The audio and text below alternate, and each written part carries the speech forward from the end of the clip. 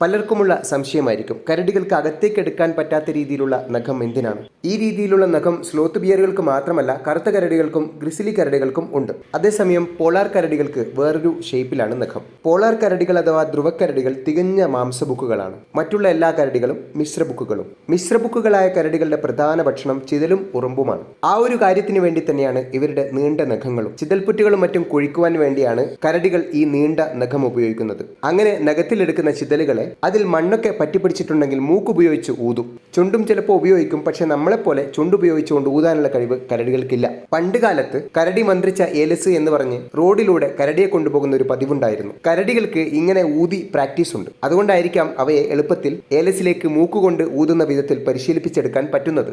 ഏതൊരറിവും കാശാക്കി മാറ്റുന്നതിൽ മനുഷ്യൻ വിദഗ്ധനാണല്ലോ. അപ്പൊ പറഞ്ഞു വന്നത്, കരടിയുടെ ഈ നീണ്ട നഖം അവരുടെ ഭക്ഷണ ആവശ്യത്തിന് വേണ്ടിയാണ്. രണ്ടാമത് മാത്രമേ പ്രതിരോധ ആവശ്യത്തിന് വേണ്ടി അവ അത് ഉപയോഗിക്കുന്നുള്ളൂ.